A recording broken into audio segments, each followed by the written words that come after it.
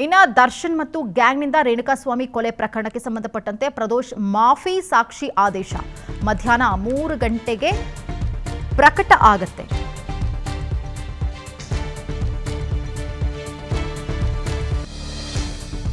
ಮಧ್ಯಾಹ್ನ 3 ಗಂಟೆಗೆ ಪ್ರಕಟ ಆಗುತ್ತೆ. ವಿಡಿಯೋ ಕಾನ್ಫರೆನ್ಸ್ ಮುಖಾಂತರವೇ ವಿಚಾರಣೆಗೆ ಆರೋಪಿಗಳು ಹಾಜರಾಗ್ತಾರೆ ಅನ್ನುವಂಥ ಮಾಹಿತಿ. ದರ್ಶನ್, ಪವಿತ್ರ ಗೌಡ ಸೇರಿ ಎಲ್ಲ ಆರೋಪಿಗಳು ಹಾಜರಾಗುವಂತಹ ಸಾಧ್ಯತೆ ಇದೆ. ಪ್ರದೋಷ್ ನಡವಳಿಕೆ ಕುರಿತು ಜೈಲಾಧಿಕಾರಿಗಳಿಂದ ವರದಿ ಸಲ್ಲಿಕೆ ಆಗುತ್ತೆ. 59ನೇ CCH ಕೋರ್ಟ್ಗೆ ವರದಿಯನ್ನು ಅಧಿಕಾರಿಗಳು ಸಲ್ಲಿಸ್ತಾರೆ. ಈಗ ಆಲ್ರೆಡಿ ವರದಿಯನ್ನು ಕೇಳಿದ್ರು.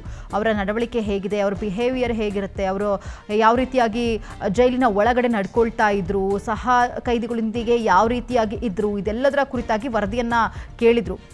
ವರದಿ ಪರಿಶೀಲಿಸಿ ಆದೇಶ ನೀಡುತ್ತೆ ನ್ಯಾಯಾಲಯ.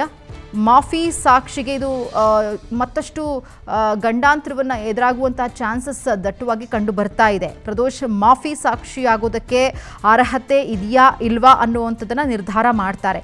ಈ ಹಿಂದೆ ಕೂಡ ಪ್ರದೋಷ್ ಅಲ್ಲದೆಯೇ ವಿನಯ್ ಕೂಡ ಅರ್ಜಿಯನ್ನು ಹಾಕಿದ್ರು, ನಾನು ಕೂಡ ಮಾಫಿ ಸಾಕ್ಷಿ ಹೇಳ್ತೀವಿ ಅಂತ ಹೇಳಿ.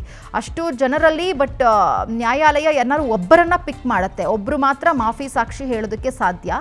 ಆ ಮಾಫಿ ಸಾಕ್ಷಿಯಲ್ಲಿ ಅವ್ರು ಹೇಳುವಂತಹ ವಿಚಾರಗಳನ್ನ ರೆಕಾರ್ಡ್ ಮಾಡ್ಕೊಳ್ತಾರೆ. ಇದು ಮುಂದಿನ ಕೇಸ್ಗೆ ದೊಡ್ಡ ಮಟ್ಟದ ಎವಿಡೆನ್ಸ್ ಆಗುತ್ತೆ.